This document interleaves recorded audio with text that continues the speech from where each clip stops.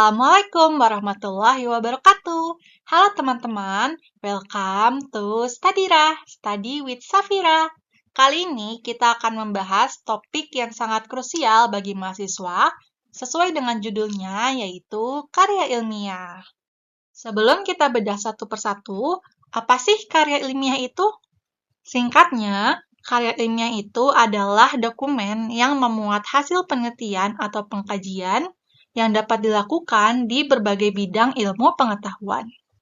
Nah, kalau misalnya di UT, karya ilmiah itu merupakan bentuk tugas akhir mahasiswa tingkat akhir, atau kalau di kampus Indonesia pada umumnya disebut dengan skripsi.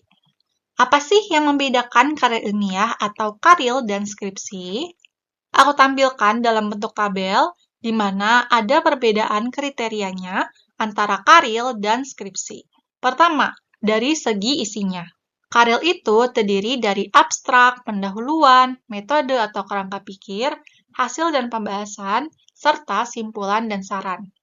Sedangkan skripsi terdiri dari abstrak, pendahuluan, tinjauan pustaka, metodologi penelitian, hasil dan pembahasan, serta simpulan dan saran. Nah, kalau dilihat dari jumlah halamannya, karil itu umumnya lebih sedikit dari skripsi, hanya sekitar 10-15 halaman aja. Kenapa? Karena durasi pengerjaan karil itu sudah dijadwalkan oleh UT. Waktu itu aku cuma menyusun kurang lebih 2 bulan, sehingga topik penelitian itu memang dibahas lebih padat. Sedangkan pada skripsi, umumnya itu ada kurang lebih 50 halaman, malah ada yang sampai 100-an, dengan pembahasan yang lebih rinci, jadi durasi penyusunannya itu disesuaikan dengan tingkat kesulitan penelitian. Sedikit informasi aja, aku pernah menjalani tugas akhir keduanya, karil di UT dan skripsi di universitas lain.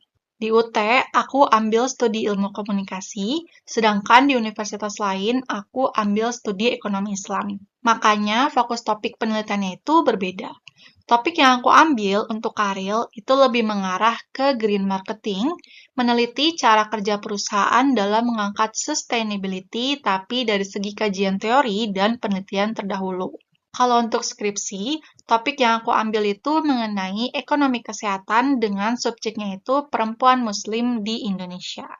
Kalau kita lihat ya dari segi covernya atau halaman pertamanya, karil itu serupa dengan artikel jurnal.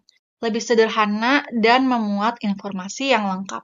Kalau skripsi, seperti yang sering kita jumpai di internet, covernya itu terdiri dari judul, logo kampus, nama dan nomor mahasiswa, asal fakultas dan kampus, beserta tahun skripsinya.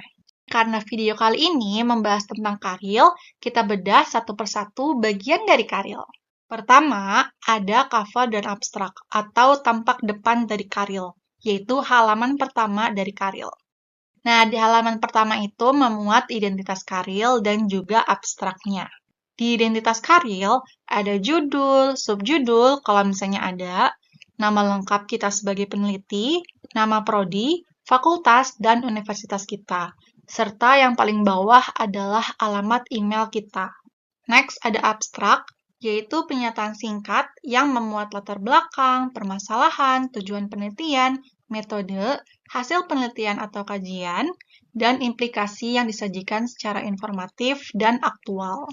Abstrak ini harus bersifat mandiri, yang artinya tidak boleh memuat kutipan atau referensi. Nah, ini aku tampilkan contoh abstrak aku yang diambil dari karil aku sebelumnya. Karena abstrak ini merupakan pernyataan singkat, inti dari penelitian kita, maka hanya boleh satu paragraf aja, sekitar 150-200 kata. Nah, di bawah abstraknya itu ada kata kunci yang diurutkan berdasarkan abjad, sekitar 3-4 kata aja. Nah, kata kunci ini tuh berfungsi untuk memudahkan orang lain menemukan artikel yang sesuai dengan apa yang dia cari dengan cepat. Jadi, teman-teman bisa menentukan kata kuncinya berdasarkan ide pokok penelitian teman-teman. Misalnya, judul aku. Judul aku itu kan The Eco-Branding Connection, kajian deskriptif kualitatif terkait kesadaran lingkungan, strategi komunikasi, dan praktik komunikasi bisnis. Makanya, aku ambil keywords-nya itu kesadaran lingkungan, pencitraan lingkungan, praktik komunikasi bisnis, dan strategi komunikasi. Selanjutnya ada pendahuluan. Pendahuluan ini terdiri dari latar belakang, rumusan masalah, dan tujuan, manfaat, fokus tulisan, dan keterbatasan penelitian. Kita bahas satu persatu. Pertama ada latar belakang. Nah, di latar belakang ini teman-teman bisa jabarkan alasan kenapa harus meneliti topik yang diambil. Misalnya pada topik yang aku ambil, pertama-tama aku jabarkan dulu mengenai permasalahan yang terjadi saat itu, yaitu tentang isu lingkungan. Selanjutnya, aku bahas lebih dalam lagi dengan perbandingan realita yang ada saat aku meneliti di tahun 2023. Usahakan di latar belakang itu, setiap paragrafnya punya jembatan atau saling sambung antar paragraf berikutnya, biar lebih padu dan tulisannya itu bisa lebih rapi. Nah, di paragraf kedua ini, di akhir paragrafnya, aku masukin bridging pembahasan ke topik variabel selanjutnya, yaitu strategi komunikasi. Masuk ke pembahasan strategi komunikasi, di paragraf pertama menjelaskan mengenai strategi komunikasi dalam pandangan ilmu komunikasi. Di paragraf selanjutnya, membahas lebih lanjut keterkaitan strategi komunikasi dengan praktik komunikasi bisnis sebagai variabel selanjutnya. Jadi, di paragraf ini juga dijadikan bridging ke pembahasan variabel selanjutnya. Next, pembahasan praktik komunikasi bisnis sebagai variabel terakhir di penelitian ini. Sama seperti dua variabel sebelumnya, aku juga hanya membuat dua paragraf aja. Yang satu membahas lebih lanjut mengenai komunikasi bisnis menurut ilmu komunikasi, dan satu paragraf selanjutnya itu aku kaitkan dengan topik penelitian yang aku ambil, yaitu eco-branding. Nah, ini di bagian terakhir pendahuluan, mulailah membahas mengenai rumusan masalahnya apa, serta tujuan, manfaat, fokus tulisan, hingga keterbatasan penelitian kita itu seperti apa. Kalau menurutku, di bagian pendahuluan itu kita bahas secara ringkas aja, jadi nggak perlu berparagraf-paragraf yang mana kalau misalnya nanti kita baca lagi, kita jadi bingung, ini lagi bahas apa sih sebenarnya? Jadi di pendahuluan ini, ambil yang pentingnya aja dan fokus ke inti penelitian kita. Mau bahas tentang apa alasannya meneliti topik tersebut, apa yang mau digali dari permasalahan tersebut, dan kaitkan juga dengan penelitian-penelitian terdahulu. Untuk lebih detailnya, pembahasan penelitian kita itu nanti akan dibahas di metode penelitian dan juga hasil dan pembahasan. Begitu, jadi setiap babnya, setiap bagiannya, itu sudah ada porsinya masing-masing. Selanjutnya, masuk ke metode penelitian atau kerangka pikir. Bedanya apa sih? Jadi, kalau metodologi penelitian itu untuk karya ilmiah yang menjelaskan pendekatan, metode, teknik, dan prosedur serta instrumennya dalam pengumpulan, pengolahan, dan penafsiran, disertai dengan penjelasan alasannya. Bagian ini digunakan ketika kita meneliti berdasarkan hasil penelitian yang udah dilakukan sebelumnya. Jadi, kita pengen menguji lagi, tapi dengan variabel atau studi kasus yang berbeda. Nah, kalau kerangka pikir, itu ketika karya ilmiah kita memuat gambaran mengenai teori, konsep, dan informasi yang sumbernya dari hasil bacaan terkait. Oh iya, disclaimer dulu ya. Kalau deskripsi di kampus lain UT, habis pendahuluan atau bab 1, itu kan tinjauan pustaka sebagai bab 2-nya, baru bab 3-nya itu metodologi penelitian. Kerangka pikir ini biasanya ada di bab 2, dan metode penelitian ada di bab 3. Nah, kalau di Karil UT, bagian keduanya ini disatukan sebagaimana bentuk artikel jurnal. Jadi, memang sedikit ada perbedaan di bagian ini. Biar lebih jelasnya, aku kasih contoh bentuk metodologi penelitian di skripsiku dan kerangka pikir di Karil UT aku. Pertama, yang metodologi penelitian dulu ya. Karena subbab ini tuh punyaku cukup panjang dan bercabang di skripsi, jadi aku kasih lihat bagian awalnya aja. Untuk full lengkapnya, nanti teman-teman bisa akses di description box. Oke, lanjut. Metodologi penelitianku itu diawali dengan membahas ruang lingkup penelitian. Jenis penelitiannya apa, menggunakan data apa, sumbernya dari mana, dan penjelasan secara singkat mengenai sumber datanya. Di paragraf lainnya juga aku bahas model penelitianku seperti apa dan mengambil penelitian yang terdahulu dari mana. Di kerangka pikir ini, aku awali dengan membahas model penelitiannya seperti apa, dan dibahas juga secara singkat definisi dari metode penelitian yang aku pakai. Next, kita masuk ke bagian hasil dan pembahasan.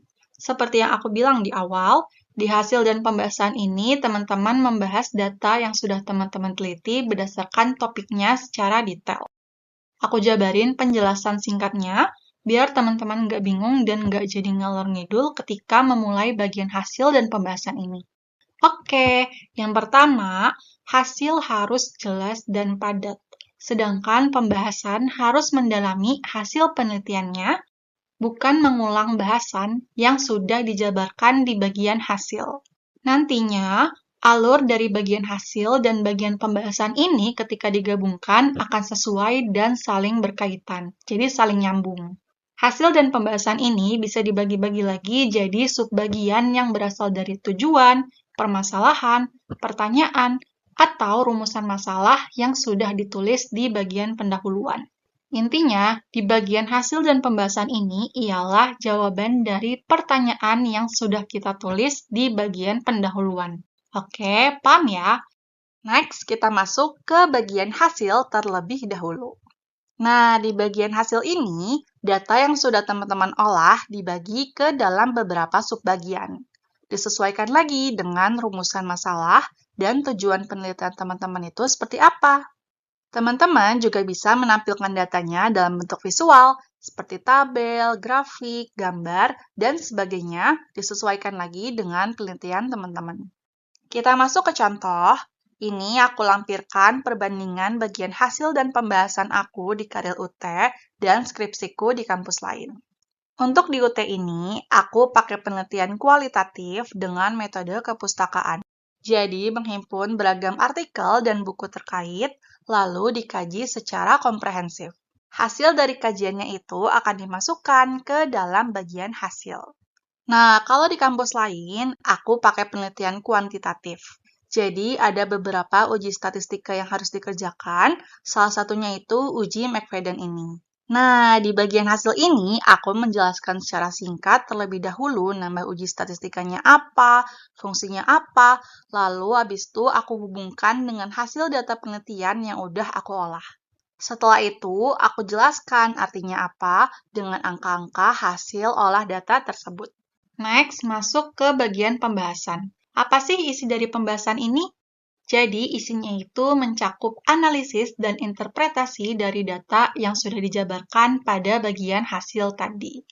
Kita menjawab rumusan masalah yang ada di bagian pendahuluan, sertakan juga referensi artikel yang sesuai dengan hasil olah datanya. Nah, untuk penelitian kualitatif di Karil UT, ini adalah salah satu paragraf pembahasanku, di mana berisikan jawaban rumusan masalah nomor 3 yang ada di bagian pendahuluan. Bagian terakhir yaitu simpulan dan saran. Ada beberapa hal yang perlu teman-teman perhatikan. Yang pertama itu simpulan dan saran bukan ringkasan uraian, melainkan bersumber dan diringkas dari temuan yang konkret dan penting pada bagian hasil dan pembahasan. Kedua, jangan menarik simpulan dari bahasan yang tidak pernah dibahas dalam bagian sebelumnya. Ketiga, jangan menyimpulkan sesuatu dari data yang kurang lengkap atau bahkan data fiktif. Keempat, mengenai saran, itu berisikan ide baru yang muncul dari bagian pembahasan untuk penelitian atau kajian selanjutnya. Contoh ya, di penelitian kualitatifku, salah satu paragrafnya itu menjabarkan mengenai simpulan yang berasal dari bagian hasil dan pembahasan sebelumnya. Dan di paragraf terakhir berupa saran atau rekomendasi untuk penelitian selanjutnya itu seperti apa. Untuk saran atau rekomendasi ini, kalau teman-teman bingung, bisa banget tanyain dan didiskusikan kepada tutor pembimbing kalian. Nantinya, kalau teman-teman ambil Karil ini, teman-teman akan dikelompokkan dengan teman UT lainnya yang mengambil Karil juga dan pasti akan mendapat tutor pembimbing di kelompok tersebut. Teman-teman wajib untuk aktif bertanya kalau nggak paham, biar teman-teman tuh paham arah penelitian teman-teman mau kemana dan nggak mengandalkan AI, apalagi joki. Lebih baik penelitian hasil dari kerja keras sendiri daripada orang lain atau pure AI. Nanti ada kepuasannya sendiri tahu di akhir. Bisa loh ternyata aku bikin penelitian kayak gini. Sebenarnya sah-sah aja menggunakan AI, tapi kita harus bijak. Jadikan AI sebagai teman diskusi dan koreksi, bukan AI yang merancang penelitian teman-teman dan mengerjakannya sampai selesai. Kalau orang-orang yang sering mengurus artikel jurnal kayak aku atau bersinggungan dengan AI, pasti ketara kok hasil tulisan AI sama yang buatan pemikiran manusia. Jadi hati-hati dalam menggunakan teknologi, khususnya di akademik ini. Terakhir banget nih, nggak kalah penting dari bagian-bagian sebelumnya, yaitu daftar pustaka atau referensi. Jadi di dunia akademik itu ada bermacam-macam bentuk referensi, dan biasanya masing-masing kampus atau fakultas punya persyaratannya sendiri mau pakai bentuk referensi seperti apa. Nah, ini aku jabarkan secara singkat aja bentuk referensi yang biasanya dipakai di kampus Indonesia. Pertama, dan yang sering sekali kita jumpai, ialah APA. Bentuk referensi ini biasanya digunakan di ilmu sosial dan ilmu kesehatan. Bentuk ini berfokus pada temuan penelitian terbaru, jadi letak tahun publikasi si artikel yang disitasikan itu ada di awal-awal. Kayak gini contohnya. Yang kedua, ada Chicago. Bentuk referensi ini umumnya digunakan pada ilmu humaniora. Ciri khasnya itu di dalam artikelnya pakai footnote atau catatan kaki. Catatan kaki itu yang biasanya ada angka di bagian atas kalimat itu. Nah, itu tuh namanya catatan kaki atau footnote. Untuk contohnya itu seperti ini. Yang ketiga, ada MLA yang umumnya digunakan pada ilmu sastra dan bahasa. Nah, karena sastra dan bahasa itu isinya kajian, jadi bentuk ini berfokus pada halaman spesifik dari teks yang sedang dikaji. Contohnya seperti ini. Sebenarnya masih ada beberapa bentuk lainnya yang belum dibahas. Nanti akan aku bahas di next video aja, kita bahas lebih dalam lagi. Untuk daftar pustaka ini emang sekilas bentuknya mirip-mirip ya, tapi kalau diperhatikan lagi masing-masing bentuk referensinya itu punya ciri khasnya. Jangan sampai kita berantakan susun daftar pustakanya, karena nanti kita bakal bingung sendiri kalau misalnya kita pengen menelusuri sumber dari citasi penelitian kita. Oke, demikian pembahasan mengenai karya ilmiah. Kalau teman-teman ada yang mau dibahas, bisa tulis di kolom komentar ya. Untuk pembahasan daftar pustaka akan dibahas di video selanjutnya. Bagi teman-teman yang ingin review materi, aku sediakan latihan soal gratis yang bisa teman-teman akses di description box di bawah video ini. Semangat terus untuk menambah wawasannya. See you on the next video. Wassalamualaikum warahmatullahi wabarakatuh.